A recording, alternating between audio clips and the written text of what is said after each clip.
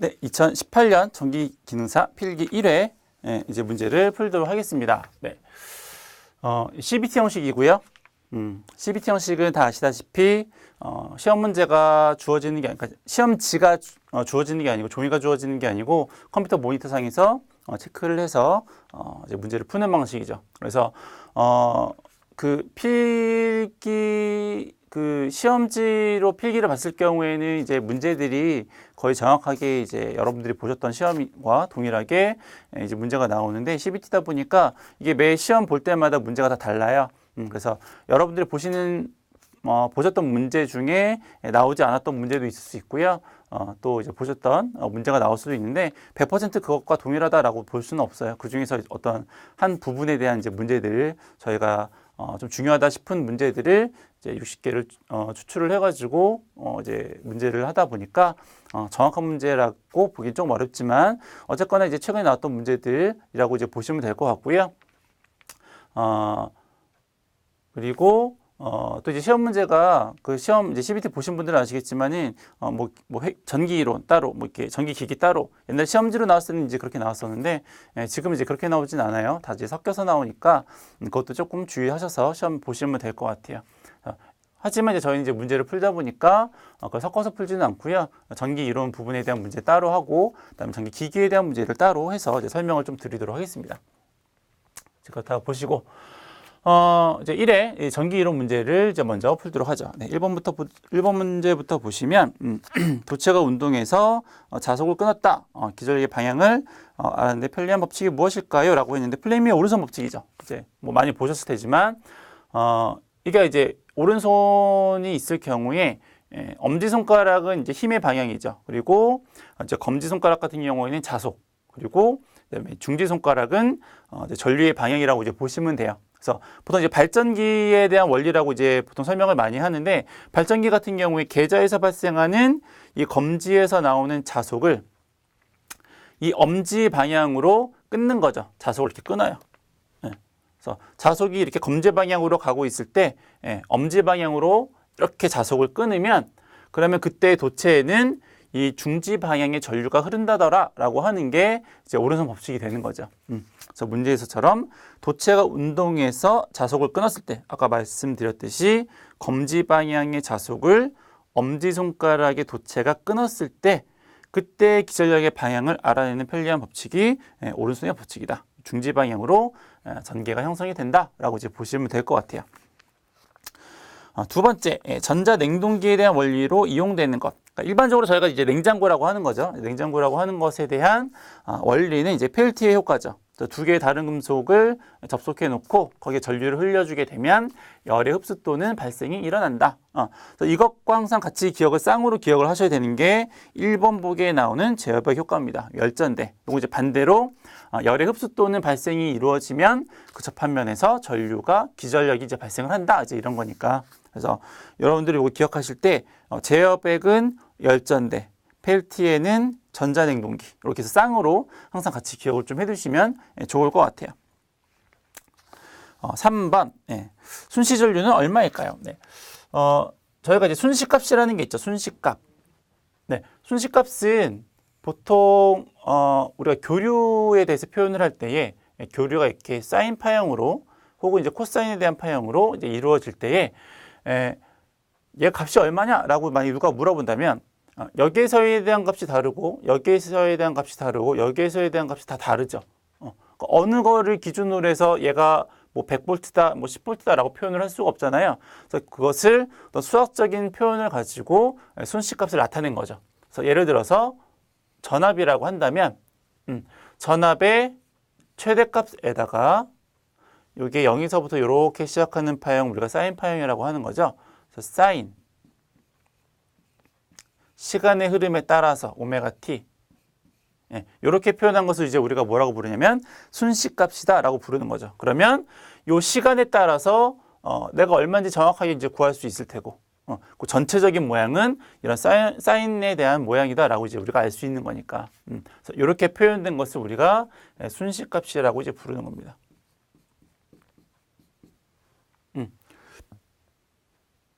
그래서 책에 있는 이제 문제를 보시면 패턴은 비슷하죠. 이렇게 생겼는데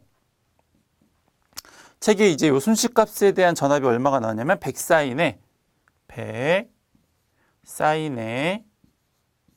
377t에 더하기 3분의 파이 이렇게 나왔어요. 요건 뭐냐면 기본적으로는 이제 0에서부터 시작하는 거를 이제 오메가 t라고 표현을 하는 거죠. 그러니까 이 0에서부터 이 무한대로 흘러가는 시간의 흐름을 우리가 오메가 t라고 이제 표현을 하는 건데 0에서 시작했다면 그냥 이제 오메가 t라고 쓰면 상관없지만 예를 들어서 2분의 파이 90도에서부터 파형이 시작할 수도 있잖아요. 그럼 그런 걸 어떻게 표현하겠느냐라고 하는 거죠. 그래서 이렇게 시작하는 파형을 설명을 하려고 봤더니 그냥 요런 거로는 안 되고 요 차이, 걔를 이제 세타라고 이제 우리가 가정을 하는 건데 그 세타만큼 더해지거나 뺀 값으로 순식값을 표현할 수가 있는 거죠. 그래서 얘는 이제 더하기 세타라고 이제 표현을 하는 거예요. 이렇게 이런 식으로. 실제로는 요 파란색의 파형은 어떻게 표현을 해야지 맞는 거냐면 요 파란색에 대한 파형은 2파이부터 시작했죠. 마이너스 2분의 파이 이렇게 쓰는 게 맞아요. 왜냐면 0에서부터 무한대까지가 오메가 t니까 0에서부터 무한대까지 해서 얼마를 뺀 거냐면 2분의 파이만큼이 빠진 거죠. 여기서부터 시작했다고 치면 얘는 0이 아니고 2분의 파이만큼 시작한 거니까 전체 오메가 t에서 요만큼이 빠진 거잖아요. 줄어들었잖아요. 그래서 이제 요 파란색 그래프를 원래대로 이제 표현을 하려면 이제 마이너스 2분의 파이 뭐 이런 식으로 표현을 해야 돼요. 하여튼 뭐 그냥 사람이었고 어쨌거나 이제 요 순식값 우리가 문제에서 주어지는 순식값이 이제 이렇게 주어졌다라고 하는 거죠. 그래서 순식값은 요거고 저항이 얼마라고 했냐면 저항은 10ohm이라고 했어요. 그래서 순식값에 대한 전압이 얘고 저항이 이렇다면 전류는 얼마이겠느냐라고 이제 물어보는 거죠. 우리가 전류는 어떻게 구해요? 오음의 법칙이죠. 전압에서 저항을 나눠주면 됩니다. 저항은 얼마라고 했냐면 10이라고 했고요. 그리고 전압이 얼마냐면 100사인에 377t 더하기 3분의 파인데 문제에서 시간이 얼마일 때라고 했냐면 시간이 0에서의 순시전류. 요 시간 t 얘가 시간이죠. 시간이 0일 때의 순시전류 값이 얼마냐 이렇게 물어본 거니까 여기다 0을 대입을 해야죠. 그럼 0에다가 377 더하면 얼마예요? 그러면 얘도 0이 되는 거죠. 결과적으로 남는 게 얼마냐면 100사인에 3분의 파이가 남게 되겠고요. 그때 요 파이, 여러분들 혹시 계산기 사용하시는 분들 요 파이 계산기에 있는 파이는 보통 3.14를 의미합니다. 원주율인데 근데 우리가 이렇게 순식값에서의 파이는 3.14가 아니고 각도를 의미해요. 각도예요. 각도. 파이는 각도가 얼마냐면 180도입니다. 그래서 순식값에서 여러분들이 3분의 파이다라는 게 나왔을 때에 얘를 계산기에 파이 나누기 3 하면은 값이 잘못 나와요. 그래서 이거를 180으로 치환을 해서 대입을 하셔야 되겠고요. 그럼 368이니까 3분의 180도는 사인 60도가 되겠네요. 그래서 얘를 여기다가 대입을 하면 100에 사인에 60도 이렇게 되는 거죠. 그렇죠? 사인 60도가 얼마게요? 중고등학교 때 나오죠. 사인에 대한 값, 코사인에 대한 값, 사인의 값. 얘가 얼마냐면 사인 30도는 2분의 1이고요. 사인 60도는 2분의 루트 3이죠. 그렇죠? 2하고 100하고 나뉘어지면 50이죠. 여기 10이 있네요. 그럼 뒤에 거 하나 쏙 날아가죠?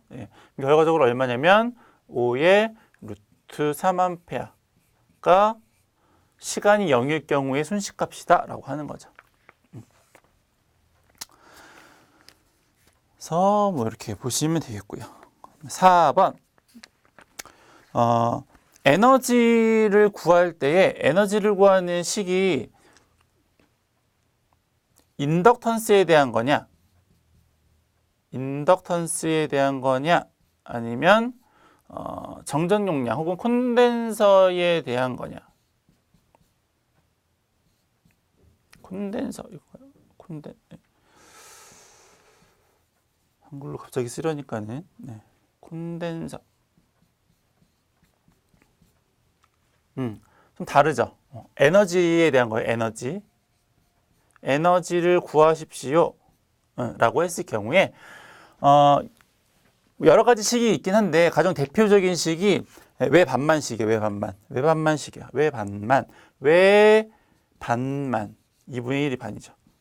에너지예요. W가 왜 반만 식이에요. 그래서 뭐냐면 인덕턴스는 왜 반만 Li 자승하라는 식이고요. 콘덴서는 왜 반만 시버 자승하라는 식이죠. 그래서 그러니까 가장 다른 에너지를 구하는 식도 있긴 한데 가장 대표적인 것들이 인덕턴스에 대한 거냐, 콘덴서에 대한 거냐, 코일에 대한 거냐, 이런 거에 따라서 에너지를 이제 구하는데 왜 반만식 여기 똑같아요. 왜 반만은 똑같아요. 왜 반만 Li 자승하고 입에 쫙 달라붙죠. Li 자승하고 왜 반만 시버 자승이죠. 두 가지씩을 기억을 좀 잘 해두시면 좋을 것 같아요. 여러 번 나오니까. 이 문제는 뭐냐면 4번 문제 코일이 나왔죠. 코일에 저장되는 에너지가 얼마냐? 그러면 코일이니까는 여기에 해당하는 거죠. 코일이니까. 콘덴서니까는 코일이라고 쓰는 게 더 좋기도 하겠네요. 인덕턴스 하면 정전 용량. 매칭이 약간 좀 애매하긴 하지만 어쨌거나 코일에 대한 거니까는 여기에 대한 식에 이제 대입을 하면 되는 거죠. 왜 반만 Li 자승하. 그럼 여기다 대입을 한번 해보면 인덕턴스에 대한 값이 얼마라고 했냐면 40mH죠. 40mH인데 미리는 10의 마이너스 3승 헬리니까 이렇게 이제 대입을 해주셔야 되겠고 전류는 얼마라고 했냐면 10A의 전류가 흐른다라고 했으니까 이렇게 쓰시면 되는 거예요. 그래서 일단 밑에 거 지우고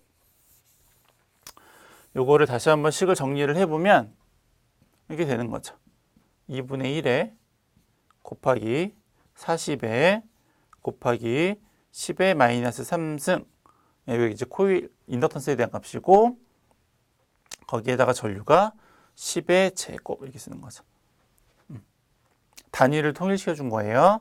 그냥 헬리, 미리헬리니까 헬리로 바꿔준 거고 전류는 암페어니까는 이제 그냥 암페어라고 쓴 거죠.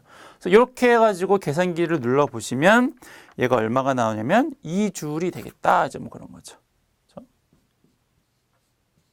에너지에 대한 단위죠. 줄. 그래서 중요한 식이니까 꼭 기억을 좀 해두시면 좋을 것 같아요. 5번째. 묽은 황산에다가 구리하고 아연을 담갔어요.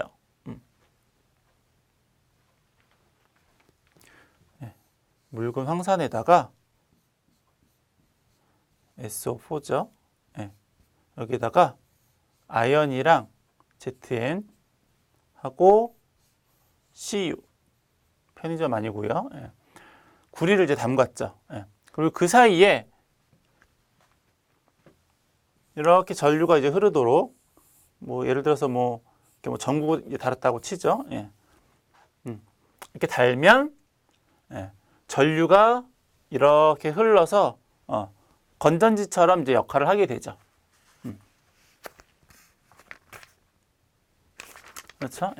이제 이걸 우리가 뭐라고 부르냐면 이제 볼타 전지다라고 이제 부르는 겁니다. 가장 이제 예전에 이제 가장 대표적으로 어떤 건전지에 대한 원리를 이제 표현을 할 경우에 이제 이렇게 표현을 하는 거죠. 여기에는 이제 묽은 황산이 이제 담겨져 있고. 그래서 기본적인 원리는 뭐냐면 이온화 경향이 큰 것, 그러니까 이온화 경향이 큰 것과 작은 것을 이렇게 연결을 하면 이제 전류가 이제 흐르게 되는 건데. 여기에서 이제 요 아연이 이온화 경향이 조금 더 크기 때문에 여기서 이제 전자가 이렇게 뽁뽁뽁뽁뽁 해가지고 이제 구리 쪽으로 이제 이동을 하는 거죠. 근데 전자의 이동 방향과 전류의 이동 방향은 서로 이제 다르다 보니까 그 최초의 전류에 대한 방향을 플러스에서 마이너스 쪽으로 흐른다라고 이제 가정을 했잖아요. 그렇죠? 근데 실제로 전자는 마이너스에서 플러스로 이동을 하는 거니까. 그래서 이제 구리는 플러스고 이제 아연은 이제 마이너스에 대한 이제 역할을 하게 되는 거죠. 전류는 이제 이렇게 흘러요. 전자는 이제 이렇게 이동을 하고 이온화 경향이 이제 아연이 더 크니까. 이제 그렇게 됐을 경우에 전자가 이렇게 뽀뽀뽀뽀 이제 흘렀을 경우에 여기에서 이제 어떤 반응이 이루어지는데 그 전자와 이 이제 구리 쪽에 담겨져 있는 이 황산 중에서의 요 H2 수소 요것과 이제 반응을 해서 여기에 수소 기포들이 뽕뽕뽕뽕 이제 발생을 하게 되죠. 그래서 이제 처음에는 이제 뭐 어느 정도의 전압이 이제 흐르는데 이런 이제 수소 이제 기포들이 이제 이렇게 방해를 이제 환원 과정들이 이제 방해를 하다 보니까는 전압이 점점 떨어지게 되는 이제 그런 전지가 이제 볼타 전지다 이렇게 보시면 될 것 같아요. 뭐 기본적인 개념이고, 그래서 문제가 뭐였냐면 아연판을 넣으면 전지가 되는데 이때 양극에 대한 설명이죠. 이쪽이죠. 양극. 양극에 대한 설명으로 오른 거는 이제 구리판이고, 그리고 그때 발생하는 기체는 이제 수소다 이렇게 보시는 거죠. 볼타전지라고 이제 보시면 될 것 같아요. 넘어가시고, 그림을 너무 못 그려서 바로 지워버릴게요. 넘어가시고 6번 용량을 변화시킬 수 있는 콘덴서는 이제 우리가 보통 이제 바리콘이라고 부르는 거죠. 가변 콘덴서. 라디오 같은데 예전에 혹시 분해해 보신 분들 뭐 계시면 그 안에 약간 그 여러 개 판 같은 게 붙어 있는데 이제 약간 뭐 이렇게 뭐 이런 식으로 생긴 이렇게 여러 개의 판들이 이렇게 쫙 이렇게 붙어 있는 그런 게 있어요. 이런 게 막 이렇게 여러 개가 쫙 이렇게 붙어 있는 그런 판이 있거든요. 이제 그게 바리콘이죠. 그래서 요걸 이제 이렇게 회전을 시켜가지고 어떤 면적들을 이제 변화를 시켜서 콘덴서의 양을 이제 조정을 하는, 값을 이제 조정을 하는 이제 그런 거라고 이제 보시면 돼요. 답은 1번이고 나머지 설명들은 책에 있으니까 보시면 될 것 같고요. 7번 이전력계법. 그냥 두 개 더하면 되죠. 부하전력이 얼마냐? 두 개 더하면 돼요. 그래서 그 P1은 200이고 P2도 200이니까는 400 이렇게 하면 되죠. 뭐 다른 설명도 뭐 필요 없고.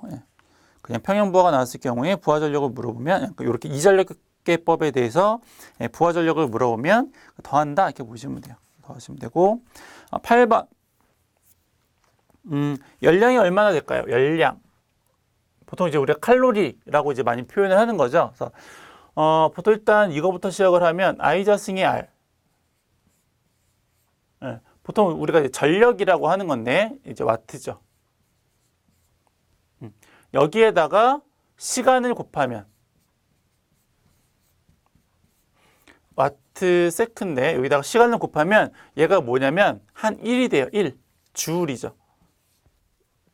우리가 얼마만큼의 일을 했을까요? 라고 했을 경우에 단위를 이제 주울이라고 많이 표현하죠. 어떤 에너지에 대한 단위나. 그게 이제 와트 곱하기 이거 똑같은 거예요. 와트에다가 시간을 곱하면 실제적으로 한 1이 되는 거죠. 근데 우리가 1주울이라고 하는 얼마만큼 일했는가를 칼로리로 바꾸면 칼로리는 보통 뭐 그냥 간단하게 말해서 그 온도를 1도씨 올릴 때에 들어가는 어떤 이제 뭐 에너지 이제 이런 걸로 이제 표현을 하는 거죠. 그걸 이제 우리 칼로리라고 하는데 1줄은 몇 칼로리냐면 0.24 칼로리죠. 퉁쳐서 그런 거예요. 뭐 뒤로 뭐 소수점이 있긴 한데 그래서 1줄에 해당하는 것을 칼로리로 단위를 환산을 하면 0.24 칼로리예요. 그래서 보통 이제 우리가 칼로리에 대한 그 식을 쓰면 보통 이제 어떻게 쓰냐면 이제 이 식을 이제 많이 보시는 건데 보통 여러분들이 이 식을 많이 보죠. 0.24 I 자승의 R의 T 칼로리. 이게 이제 열량에 대한 식이다라고 이제 보시면 되는 거예요. 여기 여러분들이 일반적으로 많이 보시는 이제 칼로리에 대한 식이고 개념은 이제 이렇다라고 이제 보시면 될 것 같아요. 그래서 500오음의 저항에 1A의 전류가 1분 동안 흘렀다라고 했으니까 여기다 대입을 하면 되죠. 전류는 1A, 저항은 500오hm. 그리고 시간은 1분 동안이니까 여기서의 이 시간은 초를 의미를 해요. 1분이니까 시간으로 초로는 이제 60초 이렇게 되는 거죠. 그렇죠? 그렇게 해서 이제 곱하면 식을 정리하면은 0.24 곱하기 1 곱하기 500 곱하기 그쵸. 제곱이니까 0.24 곱하기 1의 제곱 곱하기 500 곱하기 60을 하면 답이 7,200칼로리가 된다더라 라고 하는 겁니다. 그래서 어떤 기본적인 단위에 대한 이런 것들도 뭐 자주 나오는 건 아닌데 이제 가끔 나와서 물어보는 경우도 있으니까 기억을 좀 해두세요. 와트세크랑 주울이랑 단위가 같다 이렇게 보시면 되죠. 9번 재백 효과 아까 말씀드렸죠. 재백은 냉동기, 펠티어는 열전대. 그래서 재백 효과에 대한 설명으로 틀린 것은 아니죠. 재백이 열전대고 펠티어가 그 냉동기죠. 예. 재백 효과에 대해서 설명으로 틀린 것은 4번이죠. 전자냉동기는 펠티어 효과에 대한 거니까. 아까 앞에 2번 문제에서 이제 풀었던 내용이에요. 그래서 그 혼동하지 마시고. 재백은 열전대, 펠티어는 냉동기. 네. 기억을 좀 해주시면 될 것 같아요. 넘어가시고 10번 1A 몇 쿨롱일까요? 네. 보통 이제 우리가 전류를 표현을 할 때에 전류는 어떻게 표현을 할 수가 있냐면 물론 이제 오음의 법칙에 의해서 전압을 저항으로 나누어서 이제 계산을 할 수도 있는데 어떤 전류에 대한 기본적인 그 개념은 얼마만큼의 시간 동안 얼마만큼의 전하가 이동을 했는가라고 하는 거예요. 아까 우리가 전지에서 잠깐 봤었는데 그 전자가 이렇게 뽁뽁뽁 이제 흘러 들어가는 게 전류가 흐르는 개념이라고 이제 보시면 되는 거니까 그래서 얼마만큼의 시간 동안 얼마만큼의 전하가 이동을 했을까요? 이제 그게 뭐냐면 전류에 대한 개념이다라고 이제 보시는 거죠. 근데 문제에서는 뭘 물어봤냐면 몇 쿨롱인가 물어봤으니까는 얘가 쿨롱이에요. 단위가 얘는 시간이고 얘를 물어보는 거니까 식을 정리를 하면 이렇게 되는 거죠. 그래서 전류가 얼마라고 했냐면 1A 전류는 1A고 얘는 1이죠. 곱하기 시간은 요 t에 대한 시간은 세크의 단위가 세크다 보니까 시간으로 나오면 60분이 다시 60이 되는 거죠. 그럼 얼마냐면 66이 36이니까 3600 쿨롱. 답은 3번이다 이렇게 보는 거죠. 그래서 전류는 전하가 얼마만큼 흘렀는가에 대한 개념으로 이제 보시면 될 것 같아요. 그래서 넘어가시고 11번 다음 주 자기 저항에 대한 단위에 해당하는 거는 4번이죠. 네, 뭐 설명 있으니까 그냥 간단한 것들을 넘어갈게요. 그냥 뭐 말 나온 김에 하나만 그냥 더 하면 자기 저항이 이제 보면 기자력에다가 이제 자속을 이렇게 나눈 건데 기자력은 그러니까 자기를 이렇게 발생시키는 힘은 전류에다가 얼마만큼의 코일을 감았는가라고 하는 거죠. 그래서 단위가 암페어 톤이에요. 식으로는 어떻게 사용하냐면 전류는 I고 톤 얘는 이제 얼마만큼 감았는가라고 하는 거니까 권수는 이제 N 이렇게 쓰거든요. IN을 쓰면은 2인이 돼 버리니까 보통은 이제 NI라고 보통 많이 써요. NI. 얘는 자속은 웨버인데, 그러니까는 전개에서는 전류가 흘러가는 거지만 자개에서는 자속이 흐른다라고 이제 보시면 돼요. 그래서 개념상으로는 얘랑 전류랑 개념으로 그 크기나 이런 게 똑같다라는 게 아니고 개념상으로는 전개에서의 어떤 전류와 그다음에 자개에서의 자속은 서로 같은 개념이다 이렇게 보시면 될 것 같아요. 마찬가지로 여기 나온 기자력은 전기에서의 기전력, 보통 우리가 전압이라고 표현하는 것과 개념이 유사하다라고 이제 보시면 돼요. 그러니까 전기를 발생시키는 힘, 기자력을 이제 우리가 보통 전압이라고 많이 표현을 하는데 여기서 이제 자속을 발생시키는 것과 그 개념이 이제 유사하니까 이제 그렇게 이제 표현을 하기도 합니다. 그래서 뭐 그냥 참고적으로 알고 계시고. 12번 합성 인덕턴스의 최대값은 어떻게 구할까요? 우리가 인덕턴스를 구하는 식이 있어요. 인덕턴스 어떻게 구하냐면 L1 이제 두 개의 그 인덕턴스가 직렬로 연결되어 있을 경우에 더하기 L2 더하기 EM 이제 보통 이제 이렇게 표현을 하죠. 여기서 나오는 요 M은 상호 인덕턴스를 의미를 해요. 두 개의 코일이 있으니까 그 코일 상호 간에 어떠한 인덕턴스 값이 존재를 한다더라라고 하는 거죠. 그리고 요 상호 인덕턴스는 이제 어떻게 구하냐면 K의 루트 L1 곱하기 L2. 그래서 누설 자속이 없다라고 가정이 있을 경우에는 요 값은 1이 되죠. 특별히 조건이 없으니까는 누설 자속이 없는 조건으로 해서 M 대신에 요거를 이제 대입을 할 거예요. 그리고 다시 쓸게요. 요거 이제 보시면 돼요. 다시 쓰면 뭐 이런 거죠. 우리 합성 인덕턴스를 구하는 데 있어서 인덕턴스 값은 L1과 L2를 더하고 플러스 마이너스 이 M인데 M이 누설 자속이 없다라고 했을 경우에는 그냥 아까 여기다 적었듯이 루트 L1 곱하기 이제 L2로 이제 표현을 할 수가 있는 거죠. 여기 이제 플러스하고 마이너스가 이제 들어간 이유는 코일이 만약에 그 자속을 같이 증가시키는 방향으로 연결되는 경우가 있고요. 아니면은 두 개의 그 코일이 서로 자속을 상쇄하는 방향으로 연결이 되는 경우가 있어서 그래요. 그래서 만약에 같은 방향으로 자속을 증가시키는 방향이라면 더하기. 그리고 만약에 서로 가마해져서 자속을 상쇄시키는 방향으로 연결이 되어 있으면 이제 마이너스로 이제 계산을 합니다. 근데 문제에서 어떻게 물어봤냐면 인덕턴스의 최대값을 물어봤으니까 마이너스는 아니겠죠. 그렇죠?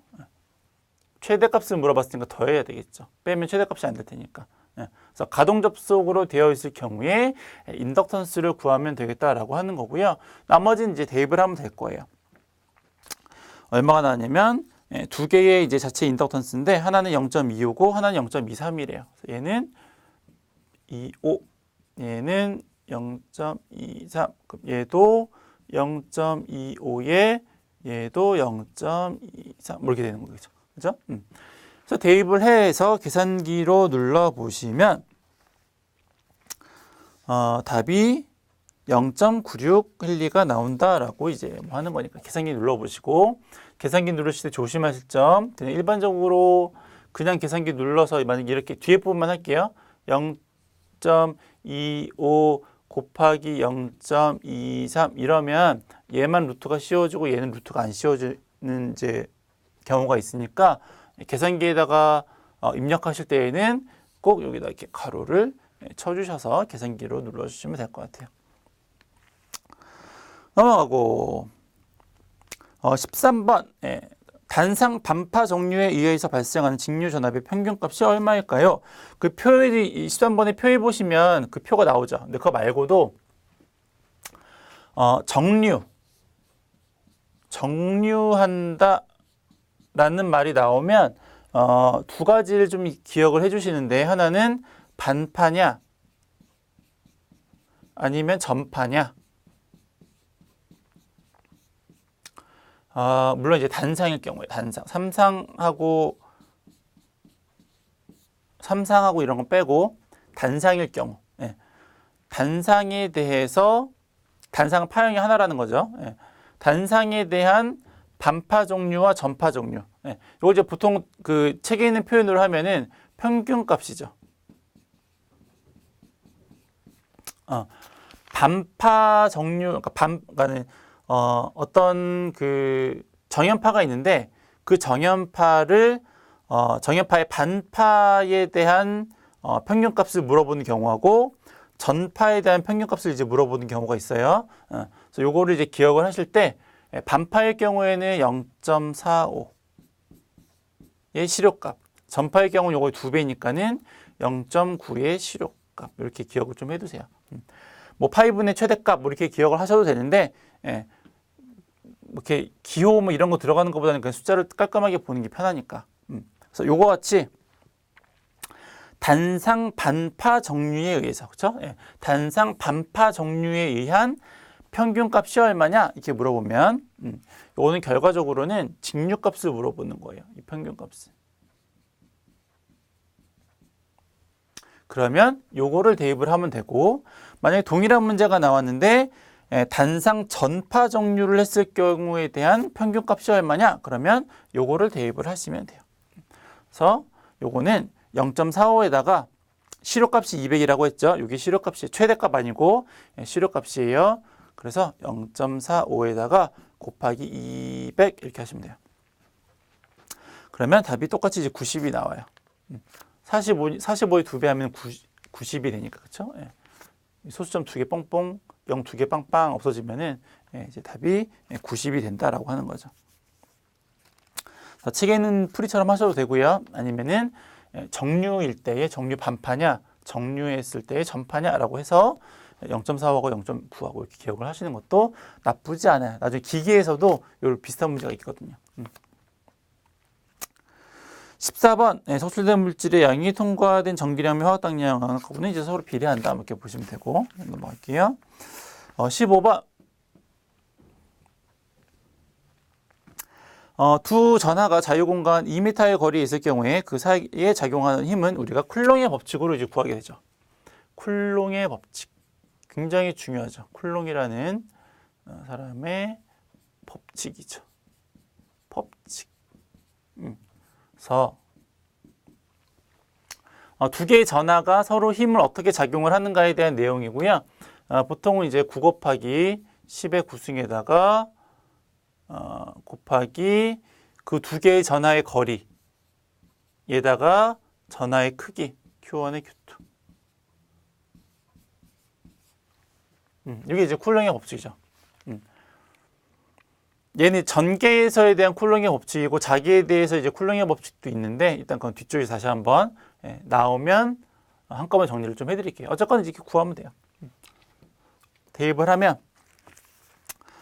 전하가 하나가 얼마냐면은 4 곱하기 10의 마이너스 5승. 얘는 4 곱하기 10의 마이너스 5승. 얘는 얼마냐면 6 곱하기 10의 마이너스 5승. 6 곱하기 10의 마이너스 5승. 그리고 얼마만큼의 거리가 떨어져 있었냐면 2m만큼의 거리.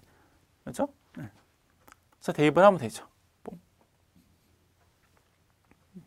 그래서 계산기로 누르면 이제 답이 쉽게 나오니까 요건 뭐 그냥 쭉 이제 한 방에 계산기 넣으셔서 계산을 하시면 되죠. 답이 이제 5.4가 있고요. 그다음에 흡입력이냐 반발력이냐라고 했을 경우에 이런 건 이제 개념 잘 안 잡히시면 자석 생각하시면 자석. 어차피 전기하고 자기하고 거의 유사해요. 자석이라고 보시면 똑같은 극끼리 놓을 수도 있고 다른 극끼리 놓을 수도 있죠. 그렇죠? 만약에 다른 극끼리 있으면 자석이 어떻게 돼요? 서로 붙죠. 흡입력이 작용을 하죠. 만약에 같은 부호에 대한 자극이 존재를 한다면 얘네는 서로 밀어내죠. 반발력이 작용을 하죠. 똑같아요. 전개도. 전하도 얘가 플러스, 그러니까 음을 가질 수도 있고 양을 가질 수도 있는데 그 크기가 양일 경우에는 서로 똑같으면 얘도 양이고 얘도 양이에요. 그렇죠? 얘도 플러스고 얘도 플러스잖아요. 그렇죠? 마이너스가 아니니까. 그러니까 얘네는 서로 이제 밀어내는 거죠. 같은 극성이니까. 만약에 하나가 마이너스였으면 서로 이제 당기겠죠. 그런 개념이라고 보시면 돼요. 그래서 크기는 이제 5.4 뉴턴이고 반발력이 작용을 한다. 라고 이제 보시면 될 것 같고요. 16번. 극판의 간격을 이제 2배로 했을 경우에 내부 전기장의 세기는 어떻게 될까요? 이것도 이제 비슷한데, 이제 콘덴서가 있어요. 콘덴서라고 하는 건 어렵지 않고요. 그냥, 어떤 이런 판이 2개가 있는데,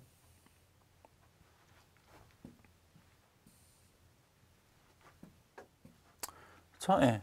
어떤 이제 이런 판이, 이제 2개가 있을 때, 요 판 사이에 축적되는 전하, 이제 그게 콘덴서잖아요, 그렇죠? 요 사이에, 요 사이는 솔직히 아니고, 요 극판에 이제 그 충전되는 거긴 한데, 어쨌든 요 사이에 대한 어떤 그 값에 의해서 여기에 이제 뭐 한쪽에는 플러스가 또 한쪽에는 이렇게 뭐 마이너스가 뭐 이렇게 축적이 되는 게 이제 콘덴서니까. 그럼 요 서로 사이의 간격이 이런 콘덴서의 전하를 축적하는데 어떤 영향을 미치게 될까요라고 하는 건데, 방금 했었던 거랑 또 비슷해요.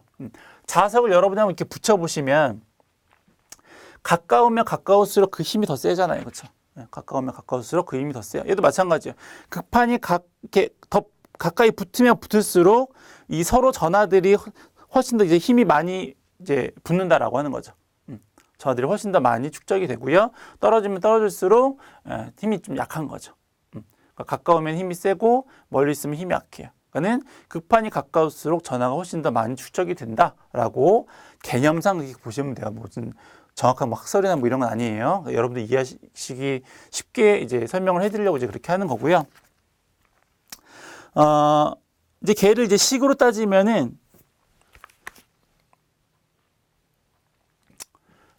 이제 식으로 따지면 뭐 이제 이런 식이 있어요. 어떤 이제 V라고 하는 전위는 전개에다가 이제 요 극판의 간격이 D인데, 극판의 간격에 대한 이제 그 관계가 있죠. 따라서 어떤 전개에 대한 것은 전위가 일정하다라고 이제 가정을 했을 경우에는 요 극판의 간격과 서로 반비례하는 관계가 있다더라. 무슨 말이냐면 간격이 좁을수록 그때에 축적되는 전하는 더 크기가 커진다라고 이제 보시면 돼요. 아까 대충 말로 설명드린 그 부분이라고 이제 보시면 되죠. 그래서 가까울수록 더 많이 축적이 된다. 그래서 극판의 간격을 이제 2배로 하면 서로 이제 반비례하는 관계가 있으니까는 2분의 1만큼 작아진다라고 이제 보시면 되는 거죠. 제가 이제 계속 조금 이렇게 좁을수록 많이 축적됐다라고 이제 설명을 드렸는데, 얘는 지금 문제는 반대죠. 간격을 2배만큼 늘린 거죠. 늘리니까는 그만큼 전기적인 힘이 더 적어지니까, 그 적어지는 것은 2배면은 2분의 1만큼 그렇게 힘이 작아지겠다라고 이제 설명이 되는 거예요. 17번 무효전력에 대한 단위는 나중에 뒤에서 다시 한번 나올 거니까 넘어갈게요. 2번이고요. 사인파 교류에 대한 파형률은 어떻게 될까요? 파형률이라는 게 있고 파고율이라고 하는 게 있는데, 다시 그냥 간단하게만 설명을 드리면 파고율이라는 게 있고 파형률이라는 게 있어요. 그래서 이제 어떻게 구하냐면 파고율은 최대값 나누기 실효값이고요. 파형률은 실효값의 평균값이에요. 그래서 그 우리가 이제 아니다, 그냥 이렇게 알고 계세요. 그래서 지금 뭘 물어봤죠? 파형률을 물어봤으니까는 실효값 나누기 이제 평균값으로 이제 구하시면 되고요. 보통 실효값은 우리가 그냥 2 이렇게 이제 표현을 하고, 얘가 단상 사인파 교류니까 이제 정연파죠. 정연파에 대한 평균값은 이제 파이에다가 2 루트 2의 실효값이죠. 뭐 파이분의 뭐 이렇게 써도 어차피 똑같은 거니까 파이에다가 2의 최대값. 최대값은 그 실효값에다가 이제 루트 2배를 한 거니까 어차피 뭐 얘나 똑같은 거니까. 그래서 이제 요거랑 요거 이제 나뉘면, 그렇죠? 얼마일까요? 계산기를 누르면 루트 2에 뒤집어지는 거니까는 2분의 루트 2분의 이제 파이가 되는 거니까 1.11이 되겠더라. 이제 뭐 그런 거죠. 파형률을.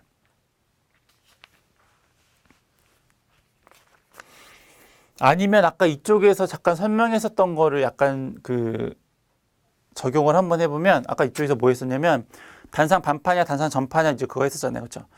단상 반파의 평균값, 단상 전파의 평균값, 요거 이제 했었었는데, 요거 이제 정연파는 이제 이렇게 생긴 거잖아요. 여기 이제 전파죠. 전파에 대한 평균값이 아까 얼마라고 했냐면 0.9라고 했어요. 걔를 여기다 한번 대입을 해보면 실효값은 2고 전파에 대한 평균값은 0.92죠. 날아가면은 0.9분의 1이면 얘가 이제 1.11 뭐 이렇게 되는 거죠. 뭐 그렇게 응용을 할 수도 있어요. 복잡하시면 이제 표에 있는 걸로 이제 보시면 될 것 같고요. 19번 정전 흡입력에 대한 설명 중 옳은 것은 답이 1번입니다. 요거는 그냥 이제 아까 요거랑 이제 비슷한데요. 예. 요 사이에 얘가 한쪽이 플러스고 한쪽이 마이너스면 서로 끌어당기잖아요. 그렇죠? 아까 요거처럼. 이제 끌어당기는데 이제 그 힘에 대한 이제 값을 이제 물어보는 건데 그 힘이 뭐 여러 가지로 이제 표현을 할 수 있는데 보통은 이제 이렇게 입실론 제로 유전율이죠. 2의 제곱으로 이제 표현을 해서 그 힘이 어떤 전개의 제곱에 이제 비례하는 관계가 있다라고 하는 이제 식이 있어요.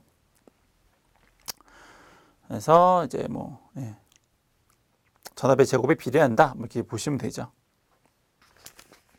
여러 가지로 이제 표현을 할 수 있긴 한데 뭐 굳이 이거를 해석을 해서 뭐 기억을 하실 것까지는 없고요. 그냥 정전 흡입력은 전압의 제곱에 비례하는구나.